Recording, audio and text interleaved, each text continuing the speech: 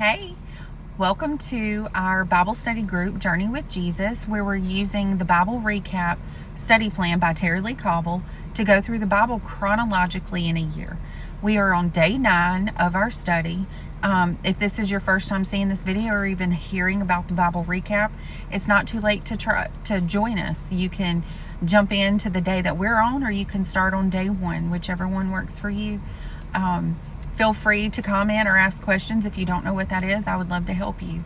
Like I said, we're on day 9. We went through Job 21, chapters 21 through 23 today. And in chapter 21, we see Job talking about, he's questioning why the wicked prosper. In verses 7 through 8, he says, "Why do the wicked live on, growing old and increasing in power?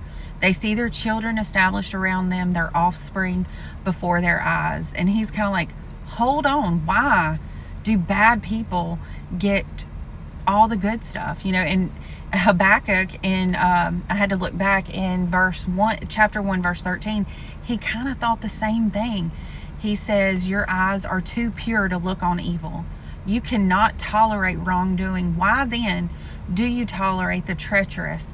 Why are you silent while the wicked swallow up those who are more righteous than themselves?"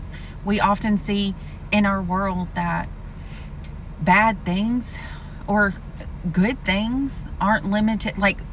So just like bad things are not limited to bad people, good things aren't limited to good people. It doesn't really discriminate.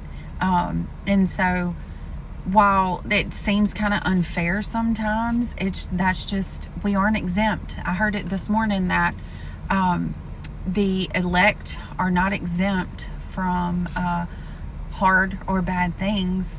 We just have someone to go to when those bad things happen, and the wicked don't really have anybody to go to, so they don't have hope like we do, because our hope is in God and in Jesus. So that's where we get our comfort. That's where we get to go to plead on our behalf. I mean, there's even so much good in the fact that we get to lament to God the way that Job is doing, and he still loves. He will get on to us for saying some of the things possibly, but he welcomes our questions and our things because we don't think the way that we do. We do not think the way that he does. In Job 22, we start the third and final cycle of conversations. Say it with me. Thank you, Jesus. Finally, we are about to get done with these back and forth conversations. But spoiler alert, God shows up. And God tells all 4 or 5 of them. I know there's 3 friends, but I think it's just 4 of them. What's what? You're wrong. He even reprimands the 3 friends and tells them he burns in anger against them. And then he reproves Job too. Dude, you were wrong. Who are you? Were you here when I created and did all of these things? So, but again, spoiler alert, but that's where God shows up and he starts saying, okay, y'all. All right. So in, chapter 22, verse 4, it says, "Is it for your piety that he rebukes you? Is it for your reverence that he accuses you?" This is Eliphaz accusing Job of sin. And he's just like, did you do this? Did you sin or something? Because it's so bad you must have. It makes no sense otherwise. And sometimes we think the same thing, right? And then Job 23, we see Job's desperate search for God. He says in verses 3 through 4, "If only I knew where to find him. If only I could go to his dwelling, I would state my case before him and fill my mouth with my arguments." And so Job is kind of like, if I could just find God, if I could just see him for just a second, I'd ask him why I'm going through this. Why is this happening to me? Because I've been a righteous man and I don't deserve this. As if we deserve or don't deserve a thing. And I think that's part of why God kind of gets angry with Job. And then in verse 10, he said, "But he knows the way that I take.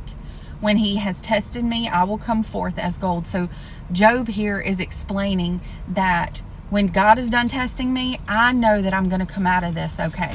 Because I know, without a doubt, I am a righteous man. I have done no wrong, and I should not have went through this. And he is steadfast in that. And then we see in verses 8 through 9, it says, I go to the east, but he is not there. To the west, I don't find him. When he is at work in the north, I don't see him. When he turns to the south, I catch no glimpse of them. And so he's just like, I've looked everywhere. If I could just find him, I know I would come out good, and I've looked everywhere, whether it's the north, south, east, west. He's going everywhere, everything, and saying there's still nothing. He still doesn't know. And then finally he says, we went over chapter 10 or verse 10, but these 3 chapters highlight Job's ongoing struggle with the idea of God's justice, his frustration with his friends, the accusations from them, and his longing to speak to God directly to plead his case. Despite all this, though, Job is holding on to the fact that his faith in God is in God's control, and that he understands, and that he's going to make everything right.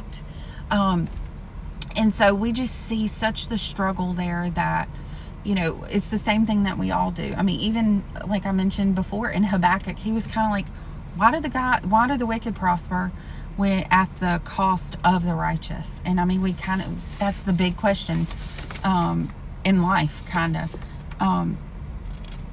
But I would love to hear your God shot today. What did you see that maybe you learned more about God and his character and how he loves us? If there was anything that kind of pointed to him, I would love to know yours. And what is your Job moment? I think we've all had those struggles to have a Job moment where we are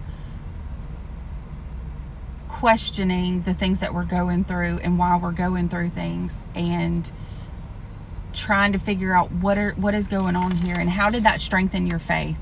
How'd you handle it, with the other person or whatever it is? I would love to know. So share with us, and just let us know. I'll be back tomorrow with our reading for day 10. Have a good day.